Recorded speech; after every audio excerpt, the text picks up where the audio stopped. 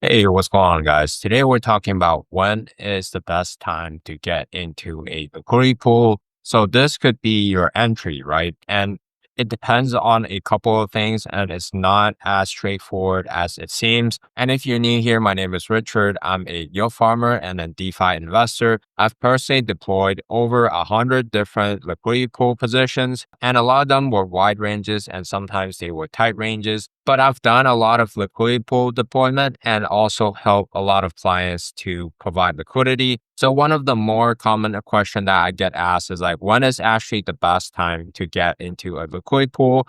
And should you get in and get out and stuff like that, right? So it depends on a couple of things here. And the first is, what is your goal, right? Is your goal to establish cash flow over time? And are you trying to accumulate these assets over a longer period of time, right? If that is one of your goals, then the entry doesn't actually matter as much, right? Assuming that, let's say you own a business, you make money from your job, or you make money from other sources like airdrop farming and stuff like that, then the entry becomes not as relevant as long as you're providing liquidity for assets that you believe would go up and to the right over time. And then you're also slowly adding to your capital, right? So in that instance, your goal is to accumulate assets over time. Then your entry actually does not matter as much because you're going to be paid, like, let's say every month, right? You're not going to have like the best entry every single month. And if you want to just slowly dollar cost average into a wide range liquidity pool, that is one of the best strategy to actually slowly scale up your portfolio, right? We're adding active income to it. So we're not forced to make a market return when the price action is pretty weak. We're not going to be making bad investment decisions, right? So in that instance, we're basically staying long in the market for a very long period of time. And that is typically the best strategy if you're not trying to like take the swing up, take the swing down, and trying to like adjust the risk of your portfolio all the time. And another thing that we want to think about is, are we trying to dollar cost average in, or are we trying to dollar cost average out, right? So that's one of the things that we could do with liquidity pools. For example, I have a client position that goes from $2,500 as the lower range all the way to $100,000. Our goal with that position is to slowly sell our Ethereum on the way up, right? The reason why is we want to de-risk a little bit, and our cost basis is lower than like where it is right now, right? But our entry was a little bit higher in that case. If your goal is to slowly dollar cost average out of Ethereum, then it makes sense to enter when Ethereum's price is trading at a higher price, right? So we don't want to do that if, for example, you don't want to start selling Ethereum at $1,300 or $1,500. If you don't want to start selling at that point, you don't really want to enter into a, let's say, ETH to USDC pool, simply because you're going to be starting to sell at that point if you enter too early, right? So in that instance, it would have made more sense to like hold onto your spot Ethereum.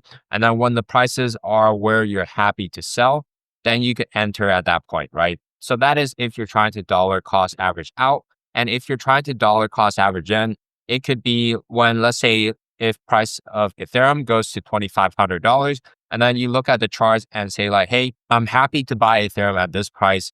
I could deploy some USDC that you either lent out or that you have on the side to start dollar cost average into the market, right? And you don't have to actually set the range to be at 2,500. You could buy some initially. So maybe your range is at $4,000, but the bottom range could be at zero if you're trying to get the best conversion rate, or it could be a bit higher if you're trying to optimize for fees. And then as the price action kind of like settles down and move into range, you're going to be earning cash flow in the process while dollar cost averaging into Ethereum, right? But the main thing that we have to watch out for if you're dollar cost averaging in is sometimes if the price just dips a little bit and then doesn't really keep going down, you could be missing the upside as well, right? That's why I don't like to use like purely one-sided pools too much. If I'm happy to buy, I typically would set my upper range a bit higher to buy right now. And then the bottom range may be at zero, or if I'm trying to optimize for fees, it could be at like 1,000. You actually want to run the simulation before you deploy the pool, but that's one of the ways to actually do it, right? And then if you're trying to do stuff like you're trying to swing trade or capture a swing up with liquidity pools, then the best time to enter would be when the prices are cheap and the risk and reward is favorable, right? For example, if you are looking at ETH price and it's kind of starting to reverse here and you kind of want to take a swing up, like from, let's say, $1,500 or even $2,000, right? To the previous resistance here at $4,000, that could have been your potential entry if you just want to actually take that swing up. And if the price doesn't swing up, at least you're still earning fees. Unlike if you're just buying spot and then you're trying to take the swing up, right? You're going to be earning fees. And if your ranges are wide enough, there are instances where you could actually outperform holding as well as the price actually move up. So in liquidity pools, if your ranges are too tight, you're not going to have as much capital gains. But if you have a very wide upper range, you're still going to be earning fees for basically staying long in the market, right? If you're doing stuff like trading perps, you're typically paying the shorts to stay long.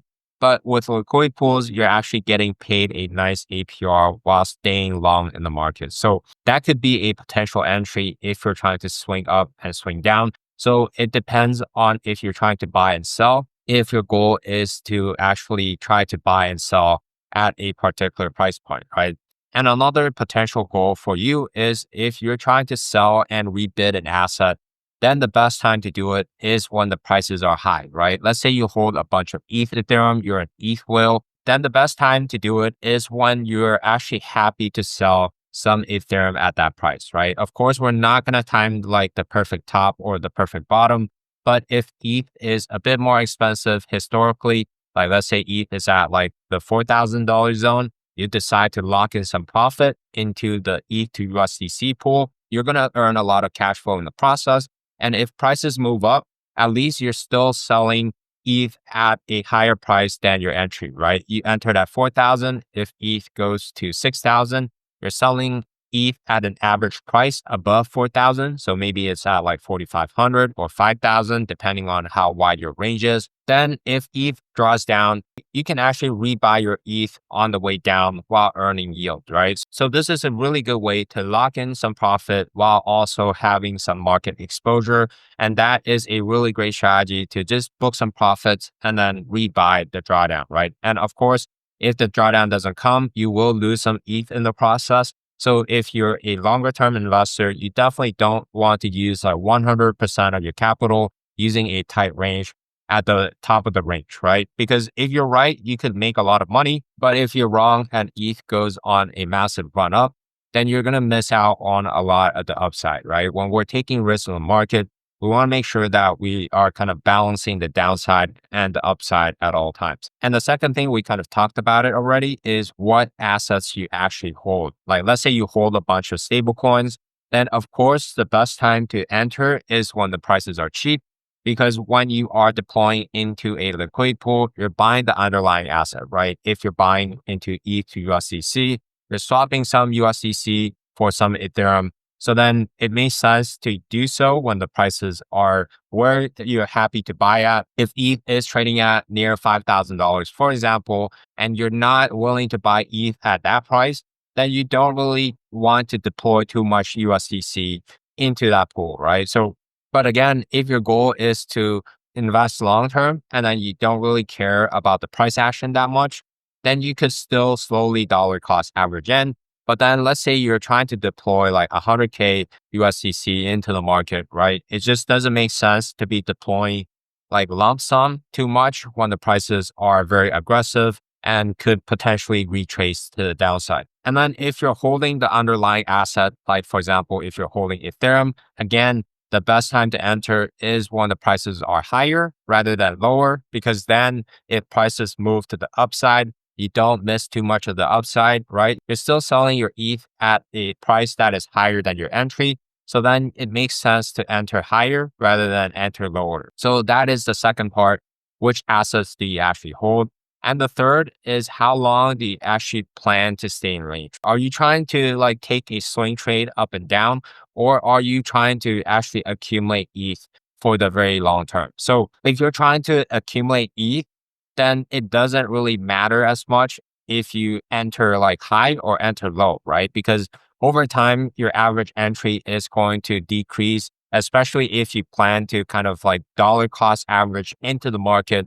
You're not really trying to time the market. Then, of course, it doesn't really matter as much your entry in the market. What matters more is that you're actually planning out your portfolio and then you're actually dollar cost averaging into assets that you believe would survive or thrive in the next 5 to 10 years, right? A lot of times to make a profit with liquidity pools, the price action has to kind of at least stay flat and not bleed out over time. But ideally, we want to bet on assets that acts kind of like Bitcoin, moves up over time. Sometimes it drops really aggressively in a bear market, right? But then on like a longer time horizon, Bitcoin moves up over time. So this could be a really good strategy if you're yield farming pairs like ETH to USDC, for example. You just slowly dollar cost average in, or even if you're yield farming ETH to Bitcoin, you could do that same strategy as well. So if you're trying to stay in range for a long time, again, the entry doesn't really matter as much. But if you're looking for a short-term play, this is when you actually need to be really careful with your entry. If you are trying to, again, take the swing up and down, because that's what you can do with liquidity pools, right? It's very similar to swing trading if you're trying to take the swing up and down. With the only difference is that you can't really short with liquidity pools very effectively unless you're using leverage. So if you're taking the swing up, then we want to make sure that you're actually entering at a good risk and reward price, right? Let's say you're trying to make some gains in the next 6 to 12 months. We want to wait for a better entry. And then let's just say there's some reversal signal that is coming. You could potentially get into the liquidity pool, and then you want to set an exit target as well if you're trying to take like the swing up and down, right?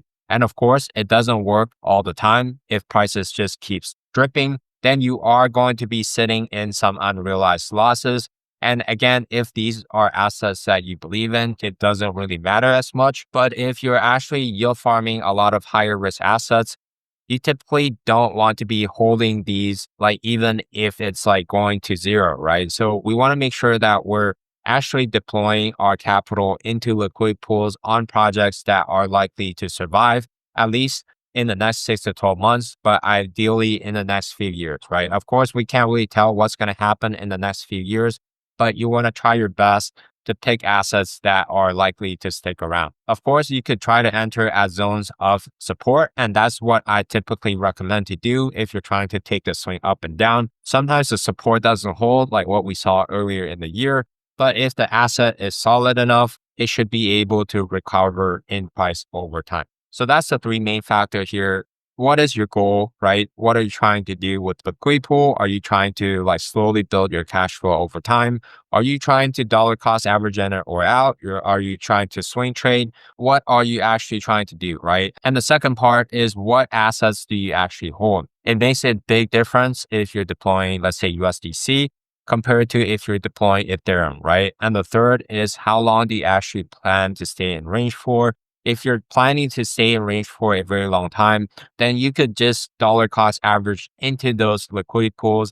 And then as long as those assets kind of move sideways or trend up over time, it's very likely that you're going to make money in the process. And before I hop off here, we could go over an example of, let's say, Pendle to Ethereum. A lot of you guys like me probably still yield farm some altcoin to ETH pairs or even altcoin to SOL pairs, right? But basically, if we're looking at this chart, it means that Pendle right now is cheap relative to Ethereum, right? If we know that, then this is a really good entry to use some Ethereum to buy into Pendle to ETH pool, simply because you're acquiring Pendle at a cheaper price, right? And if Pendle starts to outperform ETH once again, then we are able to close our positions at an ETH profit. Versus if you enter all the way up here, where Pendle has been outperforming ETH already, and then maybe it's already pretty overvalued compared to the previous price action, then the chance of it actually retracing is quite high.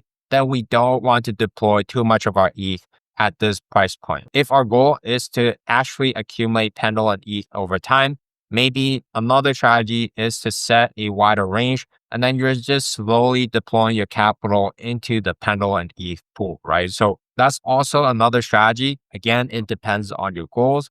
And then the second part, again, is which assets do you hold, right? If you hold a bunch of ETH, you want to try to enter in a zone of support if you can. But if you hold a lot of spot pendle, then you want to try to enter when the price is high, right? The reason why is because you can actually swap a ton of pendle for ETH. And then if pendle retraces against ETH, you could actually rebuy a lot of your pendle. And then that would ultimately lower your cost basis, right? And then again, you're going to be earning cash flow throughout the process. And depending on what you're trying to do, if you're trying to lock in profits and rebuy pendle, then you could actually set a bearish range at the top of the resistance point, right? And then lastly, how long do you plan to stay in range for? If you're trying to take the swing up and down, we want to try to get in at the best entry as possible, right? For example, I did get in at this green line here. I wasn't sure if the price was going to break down or not. So it doesn't matter if the price broke down because I actually took the risk at a favorable risk and reward, right? Even though I made some losses, I haven't realized them. The price action is just right below my lower range here for pendle to ETH. But if the prices recover, I would be in range once again and then earning some nice fees in the process. But the idea here is, again, if you're trying to take the swing up and down, it's more important that you get a good entry because the risk and reward improves significantly the lower your entry is. And if you're investing for a longer period of time, you believe in pendle in the next, like, let's say 3 to 4 years is going to do really well, then your entry might not be as important as people that are trying to take like the swing up and down and then realize some more short-term profits, right? So that's pretty much it for this video. Hopefully that was helpful. And if you want to learn more about yield farming, then feel free to check out the rest of my channel. I've released over 140 something full videos on yield farming and DeFi and investing. So hopefully you get some value out of those. And if there is something that you want me to cover in the future, feel free to let me know down in the comments as well. Thank you once again for watching. I'll catch you on the next one.